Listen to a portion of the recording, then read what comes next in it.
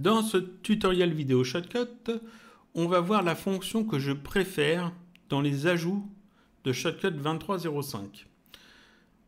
Ici, je suis sur la version de Shotcut 23.05.14. Il y a pas mal de choses qui ont été mises à jour avec cette version. Mais beaucoup de choses qui sont sous le capot, on ne voit pas forcément. Il y a Qt qui a été mis à jour en version 6, donc Qt 6. Qt, c'est tout ce qui permet de gérer en fait l'interface de Shotcut, entre autres, l'ajout des images, ce genre de choses. C'était un gros morceau en fait, assez important qu'il fallait changer. Il y a FFmpeg qui a été mis à jour aussi en version 6. FFmpeg, c'est ce qui sert en fait à faire l'export. Donc tout ça, on ne va pas s'en rendre compte en fait quand on utilise Shotcut, mais ça a été mis à jour. Il y a MLT aussi qui a été mis à jour, c'est un peu le moteur de Shotcut, et c'est développé par le même développeur que Shotcut, donc c'est la même personne qui fait les deux trucs. Donc ça a été mis à jour aussi en version 7 et des poussières. Et il y a plein d'autres choses qui ont été modifiées. Et puis il y a des filtres aussi qui ont été ajoutés, des choses qui sont un peu plus visibles. Il y a le Motion Tracker, le filtre Motion Tracker qui a été ajouté, qui permet de suivre un élément dans une vidéo. On verra ça dans un tutoriel plus tard. C'est bien. C'est pas quelque chose qui était essentiel, mais c'est bien de l'avoir ajouté. On a des filtres dans la section temporelle, donc des filtres qui permettent de faire des avances rapides plus facilement, ou des avances rapides et des marches arrière, etc. Donc tout ça c'est super. Mais vraiment, la fonction que moi je préfère, c'est l'ajout des collections de filtres, ou des groupes de filtres. Ça n'a pas encore été bien traduit, pour l'instant ça s'appelle set. Et donc ça permet quoi? Ça permet d'enregistrer plusieurs filtres sous un nom unique et de pouvoir réutiliser ce groupement de filtres, cette collection de filtres, d'un projet à l'autre avec les mêmes réglages. Et même, on peut copier le fichier, le donner à quelqu'un d'autre qui a aussi Shotcut, cette autre personne peut le mettre dans son Shotcut et réutiliser les mêmes réglages de filtres sur ses projets. Donc ça permettra en plus de se partager en fait des effets faits avec les filtres. Il y a juste un point noir, c'est que les groupes de filtres d'un projet à l'autre, si les ratios des projets ne sont pas les mêmes, ça pose quelques problèmes. Mais on va voir ça après. Donc ici, je vais ouvrir un projet de test qui est assez basique. Voilà. Il y a deux pistes vidéo, il y a quelques vidéos ici, j'ai une vidéo de chargée, ça c'est pour faire des tests. Et je vais vous montrer où sont en fait ces groupes de filtres, où est cette nouvelle fonction. Donc on va dans filtre, on clique sur un élément pour ajouter un filtre, et puis ici ici on voit que rien n'a changé déjà. Ici on a le petit plus, on va cliquer dessus pour ajouter un filtre, et ici on a une catégorie supplémentaire, 7, qui sera sans doute traduit peut-être par collection, par groupe, je ne sais pas. Donc on a toujours les favoris, les filtres vidéo, qui sont nombreux maintenant. On a les filtres audio, que je ne connais pas très bien, parce que moi l'audio c'est pas trop mon domaine. On a ici les filtres temporels, avant on n'en avait qu'un seul, on en a deux maintenant, il y en a un en plus. Et ici, dans 7, on a trois filtres. Et en fait, ce n'est pas des filtres, c'est des groupes de filtres. C'est pour ça que l'icône ici, ça représente en fait un empilement d'éléments. Ici, si je clique sur un de ces éléments-là, ça ne va pas m'ajouter un filtre à ma vidéo, ça va m'en ajouter plusieurs. Ça va m'ajouter les filtres qui ont été enregistrés sous ce nom-là. Par exemple ici, si je clique sur texte simple with gradient black, ça c'est les trois groupes de filtres que vous avez forcément, ils sont fournis avec Shotcut. Donc si je clique là-dessus, ça m'ajoute en fait un dégradé noir vers transparence avec un texte en blanc, avec un léger contour noir. Et ici, on voit que ça m'a ajouté le gradient, donc le dégradé, et le texte simple. Et donc ça, juste en un clic, ça m'a ajouté deux filtres. Et je peux utiliser ça sur tous mes projets. C'est super. On va retirer ça. Je peux aller voir les autres. Ici, j'ai Obscure with Blur.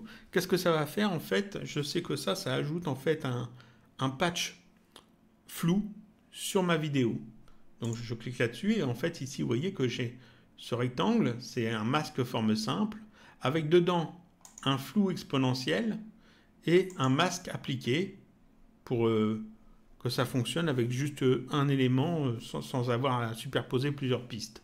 Donc ça, je peux juste après le placer où je veux et comme ça, vous voyez, je peux flouter facilement un élément. Juste avec ça. J'ai la même chose ici avec un effet mosaïque. Donc je peux ajouter un effet de mosaïque comme ça facilement sur un élément.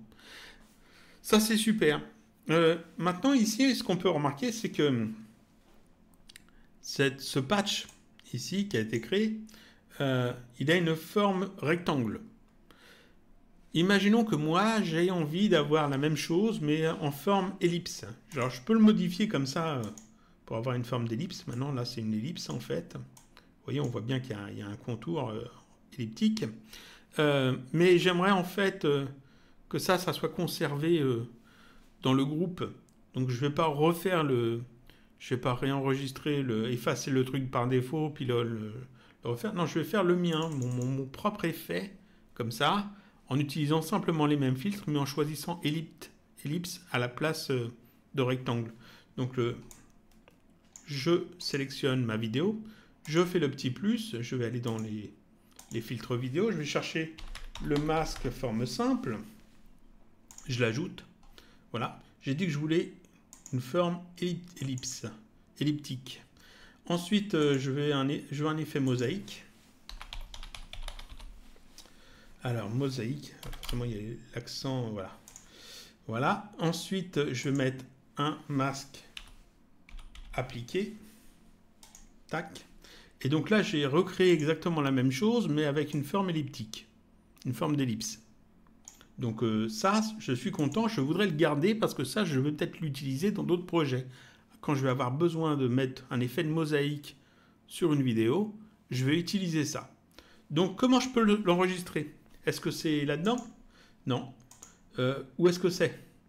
En fait, ça, c'est un truc que je regrette. Il n'y a pas de nouvelle icône pour dire enregistrer le groupe de filtres.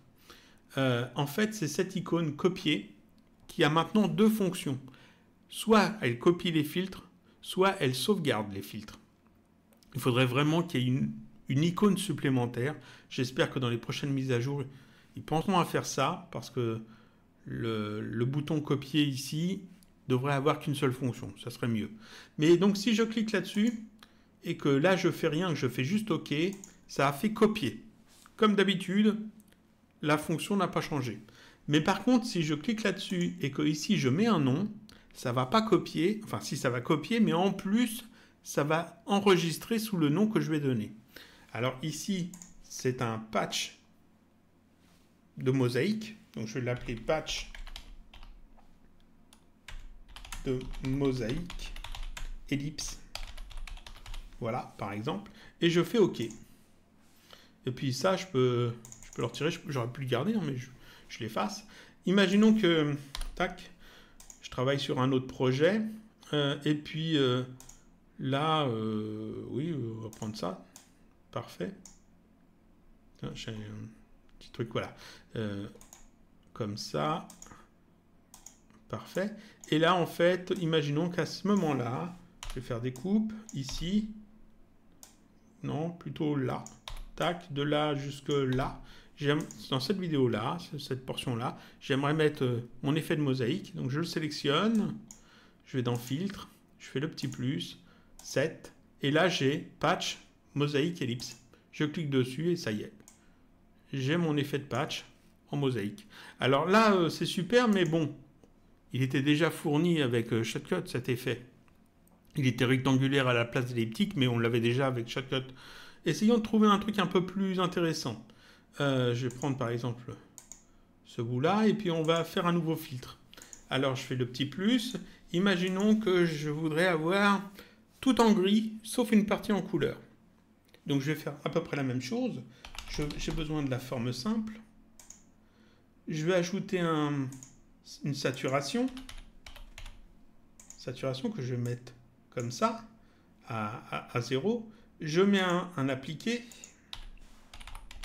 Alors, il faut connaître un petit peu l'utilisation des filtres pour faire des choses bien comme ça. Je vais mettre là. Ensuite, ici, le masque forme simple, à la place d'écraser, je vais mettre soustraire. Voilà. Comme ça, tout est en gris, sauf la partie à l'intérieur du masque forme simple. Je voudrais que ça soit une forme elliptique. Voilà. Et puis là, normalement, j'ai mon effet de fait. Donc là, j'ai une ellipse de couleur et tout le reste est en noir et blanc. C'est quand même assez intéressant. Je vais peut-être ajuster un petit peu la taille. On va faire ça comme ça. Et je vais sauvegarder ça en l'appelant... Alors, je clique là-dessus. Je vais dire désaturer avec patch de couleur. Désaturé, c'est pas vert. C'est un I. Bon, je vais pas mettre d'accent parce qu'on sait jamais si ça marche ou pas, je sais pas. Désaturé avec patch de couleur, je fais OK. Donc là, je peux même retirer tout ça. Et puis, si je veux l'appliquer, par exemple, ici, je sélectionne ça, le petit plus, ici dans les 7. Désaturé avec patch de couleur, je clique et c'est fait. C'est appliqué. Imaginons que là-dessus, j'aimerais avoir un effet vieux film, par exemple. Donc, je vais cliquer sur le petit plus. On va faire quoi? On va faire d'abord une saturation. On va retirer les couleurs. Alors, saturation, on met tout en noir et blanc. Tac. Je veux un ton sépia. Donc, ici, ton sépia. On va ajuster un petit peu parce que là, sinon, il est un peu trop vif. Comme ça. Ouais, c'est pas mal. Je veux ici des ombres un petit peu dans les coins. Donc, ça, c'est le filtre portrait qui fait ça. Le filtre portrait, voilà, permet de faire ça assez facilement. Comme ça. Pas trop visible. Juste comme ça. Ça va être pas mal là. Ouais, ça, c'est pas mal. Ensuite, peut-être des écorchures. Alors, je sais qu'il y a un filtre exprès pour ça dans les vieux films. La écorchure. On va aussi ajouter un filtre projecteur qui met des petits mouvements et des flashs. Et puis peut-être une saturation, pas une saturation, comment ça s'appelle, de la poussière, peut-être. Oh, ça va être trop. Non, on va laisser ça comme ça. Donc là, en fait, si je fais ça, si je fais lecture, là, j'ai un effet vieux film qui est créé. Voilà, c'est super. Maintenant, je n'ai pas envie de refaire tous ces réglages-là à chaque fois que j'ai envie d'utiliser ce filtre-là, ce groupe de filtres-là. Donc, je clique là-dessus. Et là, je vais l'appeler style vieux film. Style vieux film. OK. Voilà. Et donc là, je peux même fermer le projet. Voilà. On peut ouvrir un autre projet. Je vais garder le même. Hein, mais bon, je pourrais en ouvrir un autre. Et puis, imaginons que là-dessus, j'ai envie de mettre mon style vieux film. Donc, je sélectionne ça. Filtre, plus, 7. Style vieux film. Tac, c'est fait. Et là, en fait, j'ai sauvegardé ma configuration de filtre et je l'ai réutilisé d'un projet à l'autre. Et ça, c'est super. Et en plus, ça, je peux le donner à quelqu'un d'autre. C'est-à-dire que maintenant, c'est ce qui est enregistré ici. Ce qui est enregistré, pas ici. Ce qui est enregistré, dans le plus. Là, ce qui est enregistré ici, dans la partie 7, c'est disponible dans votre configuration Shotcut. C'est-à-dire que vous allez dans Paramètres, vous allez dans Répertoire des données de l'application, vous allez ici dans Afficher, vous cliquez dessus, ça vous ouvre une fenêtre Windows avec tous les réglages de votre Shotcut qui sont là, les autosave, le cache, etc. Vous ne touchez à rien. Vous allez juste ici dans Filter Set. Et là, en fait, vous voyez, les trois qu'on vient de créer, ils sont là. Alors, ceux qui sont fournis avec Shotcut ne sont pas enregistrés ici. Ils sont enregistrés ailleurs, dans les dossiers de Shotcut, en fait. Donc, ça, c'est vraiment ceux que vous créez. Et donc, là, ceux-là, vous pouvez tout à fait les copier, puis les mettre sur un autre ordinateur, avec Shotcut aussi, et les réutiliser. Vous pouvez les donner à quelqu'un d'autre, si vous avez fait des effets intéressants. Et puis, vous pouvez prendre les effets de quelqu'un d'autre et les mettre dedans. Par exemple, ici, si je cherche un peu, j'ai fait un truc assez intéressant quand j'ai testé. Il y a ça. Et puis ça. Normalement. Tac, je les ajoute ici. Deux éléments que j'avais fait. Donc là, en fait, je vais fermer Shotcut parce qu'il faut le fermer puis le rouvrir pour que ça se recharge. Donc je vais fermer Shotcut et je le rouvre.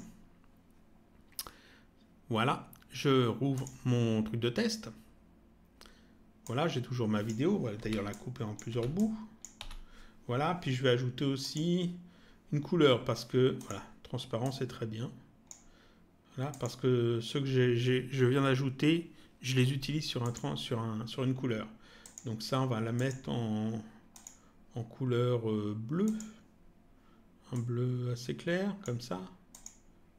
Voilà. Parfait, on va mettre ça là. Et puis on va le couper aussi parce que je vais en avoir besoin de deux. Donc ici, je vais cliquer sur un clip. Je vais dans Filtre, je fais le petit plus, je vais dans Set. Et ici, on a toujours désaturé avec patch de couleur. On a toujours style biofilm. On a toujours ceux qui sont fournis avec Shotcut. Voilà. On a ceux que j'ai créés et ceux que je viens d'ajouter. Alors, si je veux remettre mon désaturé avec patch de couleur, je peux. Voilà. En un rien de temps, j'ai un petit effet qui est ajouté. Voilà, comme ça. Je fais ça, on a un petit effet. Et puis ici, si je sélectionne cette couleur-là, que je me mets dessus, je peux aller faire le petit plus. Et puis ici, dans les sets, j'ai par exemple celui-là, c'est des tests que je fais. Hop, je clique dessus, tac, j'ai un texte avec un petit effet, un truc de transparence. Ça m'a ajouté tous ces filtres-là, c'est-à-dire un dégradé, parce que j'utilise un dégradé pour faire les deux couleurs. Un masque forme simple, une opacité pour le fond, un autre masque forme simple pour le petit rectangle ici, un texte riche ici, et puis une taille et position. Et je peux en fait ici placer ça où je veux, je vais le mettre là. Et puis dans le texte riche ici, je peux ensuite changer le texte. Si je me mets là, normalement voilà, je peux changer le texte. Ici je peux mettre texte, alors texte avec une taille quand même assez visible, ça serait bien, en gras, parfait, tac, voilà. Là je l'ai mal fait, mais bon, ça donne l'idée. Donc en fait, juste en un clic, j'ai ajouté tout ça. J'ai pas eu besoin de refaire tout ça, j'ai juste eu à cliquer une seule fois sur le truc que j'avais enregistré avant. Ici, ce deuxième élément, je vais ajouter celui-là, tac, en faisant ça, tac, j'ai ici en fait un fond en dégradé avec du texte en blanc. Et ça prend la couleur en fait de mon élément ici. Donc ici, je peux tout à fait aller changer ça. Si je veux du rouge, je fais du rouge comme ça. Et tac, je l'ai en rouge. Et ça m'ajoute quoi? Ça m'ajoute un dégradé, un masque forme simple et un texte riche que je peux modifier facilement aussi. Donc ici, si j'ai envie de changer le texte, ici du texte simple. En fait, c'est du texte riche, donc du texte. Et ça, ce sont des effets que je peux réutiliser d'un projet à l'autre. Je peux même les passer à quelqu'un d'autre qui pourra les utiliser. Ici, ce sont que des tests, mais ça donne une idée de ce qu'on peut faire avec. Par contre, le souci, parce qu'il y a un souci, tout n'est pas rose. Je ferme ce dossier. Alors ici, c'est un projet en 1280 par 720. Donc mes tests, je les ai faits avec un projet en 1280 par 720. Je suppose que les filtres qui sont fournis avec Shotcut ont dû être faits avec du 1920 par 1080. C'est ce que j'ai supposé. Je ferme ça. Et maintenant, je vais ouvrir une vidéo, un projet vertical. Donc ça, c'est un projet vertical. Donc c'est pas du 1280 par 720, c'est pas du 1920 par 1080, c'est du, si je me trompe pas, je vais le savoir tout de suite, c'est du 1080 par 1920. Donc c'est dans l'autre sens. C'est vraiment une vidéo en format portrait, une vidéo verticale, ce qu'on a dans les shorts YouTube et puis les réels et puis autres formats comme ça sur les différents réseaux sociaux. Et donc, si je veux ajouter mon effet là-dessus, alors là, par exemple, mon effet vieux film, je sélectionne, alors je vais sélectionner plutôt ça, voilà. Le petit plus ici, je vais aller dans Set et mon effet style vieux film. Tac, et là, catastrophe. C'est-à-dire que ici, le réglage du filtre portrait, qui est ici, tac, ne correspond pas en fait à ce que j'avais créé. C'est-à-dire que ce n'est pas juste les angles qui sont en noir, c'est beaucoup plus de zones. Pourquoi? Parce qu'en fait, le ratio n'est pas le même. Donc ici, je suis obligé d'ajuster pour retrouver mon effet. Là, ça fonctionne. Parce que j'étais obligé de réajuster. Si je ne réajustais pas, en fait, vous voyez que c'était plus comme ça, c'était pas joli. Parce que le ratio n'est pas le même. Donc, en fait, les groupes de filtres vont être, pour certains filtres, pas pour tous, mais pour certains filtres, vont être dépendants de la taille du projet. C'est-à-dire que le mieux, si vous voulez pouvoir utiliser vos groupes de filtres sur tous les projets, il vaut mieux les faire en 2 ou 3 versions. Une version, par exemple, pour une vidéo en 1920 par 1080, donc 16/9. Une version en 1080 par 1920, donc une version verticale comme ça, par exemple. Et peut-être une version en 1280 par 720 pour des trucs qui ne sont pas forcément en HD. Bref, il vaudra mieux en fait faire plusieurs versions et puis indiquer dans les titres des groupes de filtres pour quelle version c'est. Comme ça, vous aurez moins de manipulations à faire. Par exemple, si ici je veux réutiliser mon petit effet de texte, voilà, donc je mets un élément comme ça, je veux utiliser mon effet texte, je vais dans filtre, je fais le petit plus, je vais dans set. Si je choisis ici celui-là, tac, on voit que ça ne marche pas du tout parce qu'en fait, les réglages du gradient, les réglages du masque forme simple, de celui-là aussi, les réglages du texte riche, le taille, position et rotation, tout ça est conçu pour du 1280 par 720. Et ici, ce n'est pas le cas. Donc tout est décalé, rien ne va comme il faut. Il faut tout retoucher. Donc si je veux réutiliser ça sur un projet en format vertical, je suis obligé de refaire en fait cette configuration de filtre avec un nom spécifiquement pour les vidéos verticales.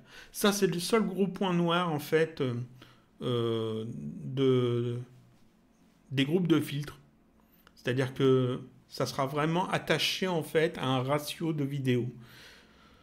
À part ça, tout fonctionne bien. Et ça sera pas le cas pour tous les cas. Ça posera pas forcément de problème sur toutes les vidéos. Par exemple, je vais retirer ça, tac. Par exemple, ici, si je veux utiliser l'effet de mosaïque ou même le désaturer avec patch de couleur, si je fais ça, là, ça fonctionne. Enfin, ça fonctionne. On voit qu'il y a quand même un problème. Ici, le patch de couleur, il se trouve là, au lieu de se trouver là. Voilà. Voilà. Si je fais ça, normalement, c'est bon. Tac. Donc, je fais ça. Normalement, j'aimerais désélectionner. Voilà. Là, normalement, c'est bon. Vous voyez? Parce que là, en fait, il n'y a pas de... Il n'y a pas la dimension de la vidéo qui est utilisée par le masque forme simple. Le masque forme simple, ces dimensions servent seulement à définir la taille de l'ellipse. Elle n'est pas en fait tributaire de la largeur et de la hauteur de la vidéo. Voilà. Donc ça, c'est le truc qu'il faut savoir. C'est-à-dire qu'il y a des filtres pour lesquels ça ne posera pas de problème et des filtres pour lesquels il y aura des problèmes. Ici, si j'utilise par exemple le filtre patch mosaïque ellipse, voilà, j'ai juste en fait à remodifier ça, tac, et ça se met à jour. Et là, ça devrait être bon. On peut faire ça comme ça. Tac. Alors, j'aimerais désélectionner. Voilà. Voilà. Alors là, je l'ai mal placé. Comme ça. Parfait. On désélectionne. Et là, ça fonctionne. Voilà. Parfait. Donc, cette fonction des groupes de filtres, c'est vraiment, à mon avis, la meilleure fonction ajoutée à cette version. Je vais essayer de faire des trucs intéressants avec. Si j'arrive à faire des effets que je trouve sympas, j'essaierai peut-être de mettre ça en ligne pour que vous puissiez les récupérer. Si j'arrive à trouver des effets sympas, parce que c'est des effets assez simples jusque-là, hein. Si je trouve des effets qui sont un peu plus compliqués et qui fonctionnent bien, quelles que soient les vidéos, je les mettrai en ligne. On verra ça par la suite. Voilà, ça c'était l'explication des groupes de filtres. Dernière chose que je dois dire, ici, on a ajouté pas mal de choses. Si je veux en retirer, vous voyez qu'il n'y a pas d'icône qui dit on efface ce groupe de filtres parce que vous allez faire des essais et puis vous n'allez pas forcément tout garder. Par exemple, ici, le Camille Lowersword, imaginons que je veux le retirer. Pour l'effacer, en fait, j'ai juste à faire un clic droit dessus. Tac. Quand je fais un clic droit sur un groupe de filtres, ça m'indique Are you sure you want to delete this? Êtes-vous certain de vouloir effacer cela? Et ça m'indique en fait le nom du filtre. Je peux mettre oui ou annuler. Alors là, je l'efface. Je vais effacer aussi celui-là. Tac. Et comme ça, je peux effacer en fait les groupes de filtres que j'ai ratés, que j'estime qu'ils sont pas bons. Et puis, garder que ceux qui sont intéressants. Et puis, voilà, c'est tout ce que j'avais à dire là-dessus, je pense. Je pense avoir tout dit. Je vous dis à la prochaine pour une autre vidéo tutoriel sur Shotcut.